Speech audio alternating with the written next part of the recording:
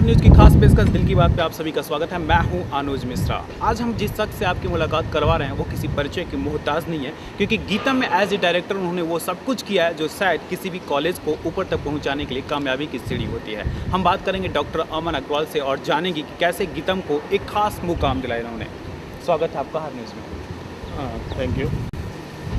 सबसे पहला सर, गीतम की आज जो अचीवमेंट है, गीतम आज जिस पोजीशन पे खड़ा है उसके लिए क्या कहना चाहिए? देखिए, जहाँ तक गीतम की अचीवमेंट्स की बात है, सबसे पहले जो है रिज़ल्ट्स की बात है।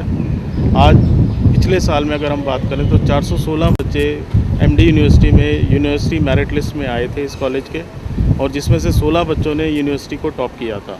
ये अपने आप में एक बड़ी उपलब्धि है, क्योंकि एमडी यूनिवर्सिटी में लगभग 64 कॉलेजेस हैं और उसमें हमारा रिज़ल्ट बेस्ट रहा है। और जहाँ तक प्लेसमेंट की बात करें, अगेन 55 कंपनियाँ लास्ट ईयर में हमारे कैंपस में विज़िट किया और उसमें लगभग 80% बच्चों को सिलेक्शन हो गया। लेकिन उसके अलावा भी बच्चों ने उनको ना ज्वाइन करके 40% बच्चों ने ही उनको ज्वाइन किया। 40% गॉट बेटर अपॉर्चुनिटीज़। एक बच्चा मेरा माइक्रोसॉफ्ट में सिलेक्ट हुआ 15 लाख के पैकेज में। एक लड़की है संस्कृति, वो एऑन कंपनी में सिलेक्ट हुई है 12,96,000 के पैकेज में। अगर मैं 10 लाख से ऊपर के पैकेज की बात करूं तो लगभग 12 बच्चे मेरे सिलेक्ट हुए हैं। यही सवाल यही आता है सर कि आखिर ये जो अपॉर्चुनिटी या फिर ये जो मूवमेंट बन रहा है गीतम का, वो किस बिहाफ पर बन रहा है? गीतम की अपॉर्चुनिटी, गीतम के बच्चे किस तरीके से, ऐसे कौन से आप क्लासेस होते हैं, किस तरीके से आप जो है बच्चों को ये अचीवमेंट? देखिए, मैं बताना चाहूँगा कि मैंने 10 साल Maharaja Agrasen institute of technology and management, जो दिल्ली का सबसे रेप्यूटेड कॉलेज है, उसमें अपने समय बिताया है। I was HOD mechanical engineering department there, और मैंने वहाँ बहुत कुछ सीखा है। मतलब अगर मैं वहाँ HOD था तो मेरे नीचे कम से कम 10 प्रोफेसर्स थे जो दिल्ली कॉलेज ऑफ इंजीनियरिंग से रिटायर होकर आए थे। तो उन लोगों से मैंने बहुत अच्छी एकेडमिक्स सीखी और वही चीज़ें मैंने यहाँ इम्प्लीमेंट की, और इसी का जो परिणाम है, जो ये रिज़ल्ट्स आ रहे हैं। और उसके अलावा भी जैसे दिल्ली में बच्चे की ओवरऑल पर्सनैलिटी डेवलपमेंट पे एक एम्फेसिस दिया जाता है, वही चीज़ें मैंने यहाँ भी कराई। अगर मैं स्पोर्ट्स एक्टिविटीज़ की बात कराऊँ तो मैंने मिस्टर मनोज कुमार, जो हमारे ओलंपियन अवार्डी हैं, उनको बुलाया, जिससे कि बॉक्सर हैं, उनको बुलाया, जिससे बच्चों का एक प्रोत्साहन बढ़े। उसके अलावा कल्चरल एक्टिविटीज़, मतलब ये एक अचीवर्स फंक्शन होता है हमारे यहाँ, जिसमें 3 दिन लगातार टेक्निकल और कल्चरल एक्टिविटीज़ पे पूरा प्रोत्साहन दिया जाता है। जब मैं कल्चरल एक्टिविटीज़ की बात करता हूँ, इसका मतलब ये नहीं कि 15 दिन मेरी पढ़ाई बंद हो जाती है। जो बच्चे पार्टिसिपेट करते हैं वही पार्टिसिपेट करते हैं और दोपहर के 2 बजे के बाद करते हैं, जिससे कि पढ़ाई भी ना इफेक्ट हो और मेरा सारी एक्टिविटीज़ होती रहें।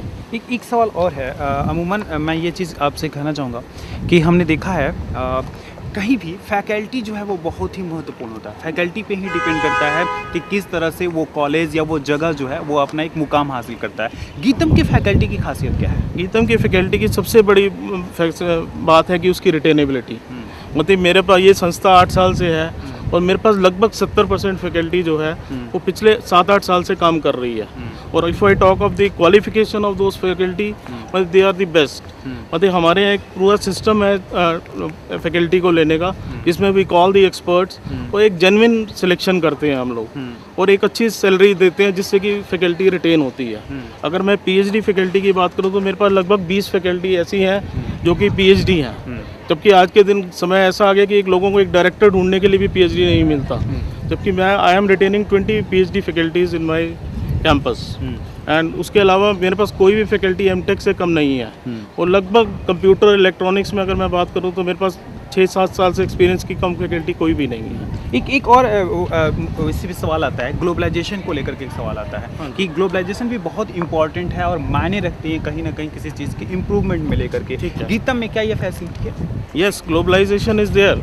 मतलब बच्चों को मतलब इतना अट्रैक्शन है कि मेरे पास आज के दिन UAE, नाइजीरिया, अफ़गानिस्तान, भूटान, नेपाल, बांग्लादेश, इन सभी कंट्रीज से बच्चे आ रहे हैं। एक बच्चा मेरे पास नाइजीरिया से है, मतलब फ्रेशर्स पार्टी हुई थी, उस बच्चे का ये वर्ड्स थे कि I want to take GITAM to Nigeria. मतलब बच्चा इतना खुश है इस कैंपस को देख के, उसको एक अपना घर लगता है ये। वो कहता है मैं इसको अपने घर ले जाना चाहता हूँ। मेंटेन कैसे करते हैं इस चीज़ को? गीतम जो है इस सब चीज़ों को मेंटेन कैसे करता है? क्योंकि इन सब चीज़ों को हैंडल करना बहुत ही महत्वपूर्ण और बहुत ही कठिन माना जाएगा। देखिए, इसके लिए पूरी मेहनत चाहिए, एक इंसाइट चाहिए, जिसके में मेरी फैकल्टी, मेरा स्टाफ पूरी डेडिकेटेड वर्क से, मेहनत से काम करता है और इसके में तरक्की के लिए प्रोत्साहन करता है। अब गीतम के कोर्सेज की बात करें कि गीतम में वो कौन कौन सी कोर्सेज की फैसिलिटी अवेलेबल है और जिसमें बच्चे अपने कैरियर को संवारना चाहते हैं। देखिए हमारे पास सभी कोर्सेज हैं। अगर हम बीटेक की बात करें तो हमारे पास बीटेक में मैकेनिकल इंजीनियरिंग में है, सिविल इंजीनियरिंग में है, फायर टेक्नोलॉजी एंड सेफ्टी में है, इलेक्ट्रॉनिक्स एंड कम्युनिकेशन इंजीनियरिंग में है, इलेक्ट्रिकल इंजीनियरिंग में है और कंप्यूटर साइंस इंजीनियरिंग में है।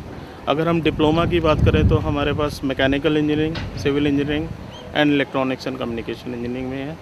इसके अलावा हमारे पास BCA है, MCA है और MBA है, BBA है और इसी कैंपस में हमारे पास आर्किटेक्चर भी है। चलिए अब एक सवाल, गीतम के डायरेक्टर ना होने के नाते, सिर्फ एक एजुकेटिस्ट होने के नाते मैं अगर पूछना चाहूँ कि बच्चों को कौन सा ऐसा कोर्स है जो उनकी कैरियर को एक अच्छा मुकाम दिला सकता है या उनके फ्यूचर को संवार सकता है। देखिए ऐसा कोई थंब रूल नहीं है कि इस कोर्स को कर लेंगे तो आपको सक्सेस की गारंटी है। ये तो आपकी इच्छा शक्ति है, जिसमें आपका डिज़ायर, अगर आप उसमें एक्सेल करेंगे तो डेफिनेटली एक्सेल करेंगे। मतलब मेरा अपना मानना है कि जो भी आपका मन करता है उस चीज़ को चूज़ करें और उस काम को एंजॉय करके करें। अगर आप एंजॉय करके करेंगे किसी भी चीज़ को, अगर मैं कहता हूँ कि अगर खाना भी आप एंजॉय करके नहीं खा रहे हैं वो पचता नहीं है, तो सेम इज़ एप्लीकेबल एवरीवेयर। तो मेरा अपना मानना है कि जो भी आपका मन करता है उसको चूज़ करें और उसमें आप एक्सेल जरूर करेंगे। एक और सवाल है सर, कभी कभी क्या होता है कि एक बूम सा आता है और आदमी वो चीज़ अचीव कर लेता है जो शायद वो सपने देखता है या जो मुमकिन भी नहीं होता। एक अजीब सा बूम आता है और उसमें उस फैसिलिटी मिल जाती है। क्या आज के दौर में एजुकेशन में कौन सा जो है वो बूम पे है? देखिए बूम की बात करें तो जनरलाइज है, अभी तो ऐसा नहीं है। आज से 4 साल पहले, 5 साल पहले कंप्यूटर साइंस का एक ज़बरदस्त क्रेज़ था, लेकिन आज के दिन में इस बार फिर देख रहा हूँ कंप्यूटर साइंस में फिर बच्चों का बहुत रुझान है, दिल्ली साइड के बच्चों का खास तौर पे। लेकिन मुझे एक लगता है कि ये कोर्स जो हमारे पास स्पेशल कोर्स है BTech in fire technology and safety, उसके बारे में लोगों को ज़्यादा अभी जानकारी नहीं है। लेकिन ये कोर्स अपने आप में बड़ा इम्पॉर्टेंट रहेगा क्योंकि सप्लाई और डिमांड का डायरेक्ट रिलेशन है। आज के दिन इसकी सप्लाई नहीं है, क्योंकि अगर हिंदुस्तान में अगर हम बात करें तो मुश्किल से 4-5 कॉलेजेस हैं जो BTech fire technology and safety को दे रहे हैं, तो उसमें से एक हमारा कॉलेज है। लेकिन अगर इस कोर्स की रिक्वायरमेंट की बात करें तो मतलब हर ऑर्गेनाइजेशन में safety officer is a mandatory post, ठीक है ना। इसके अलावा जितनी गवर्नमेंट ऑर्गेनाइजेशंस हैं उसमें मैं अगर देखता हूँ तो आज के दिन पोस्ट खाली पड़ी हैं, लेकिन लोग नहीं मिल रहे। तो मेरे हिसाब से BTech fire technology can be a very good option. एक और है, अमूमन जब कैरियर की बात की जाती है और बच्चे जब कैरियर बनाने की तरफ अग्रसर होते हैं, +2 करने के बाद से उनकी एक सोच होती है, लेकिन उस वक्त तक वो काफ़ी लेट हो जाते हैं, उन्हें वो चीज़ समझ में नहीं आती और ना ही उन्हें कोई गाइड करने के लिए होता है। वैसी कंडीशन में क्या करना चाहिए उन्हें? देखिए जो उनका मन करे, पहले तो अपने काउंसलर्स, सब बेस्ट काउंसलर हमारे पेरेंट्स होते हैं जी, अपने पेरेंट्स की सलाह लें, अपने टीचर्स की सलाह लें और फिर हमारे जैसे कैंपसेस हैं इनमें आएँ। We are open to that. हमारे से आके ओपन काउंसलिंग ले, बेशक बच्चा आर्ट्स का है, कॉमर्स का है, साइंस का है, we are open for the counselling. We will guide them in the proper direction कि what can be the best for them. जिस तरह से रिजल्ट की बात की जा रही है और लगातार रिजल्ट जो है वो ग्रोथ हो रहे हैं और इंक्रीज हो रहा है और बेहतर रिजल्ट होता जा रहा है, तो कैसे मेंटेन करते हैं इन सब चीज़ों को और कैसे मेंटेन किया जाता है गीतम?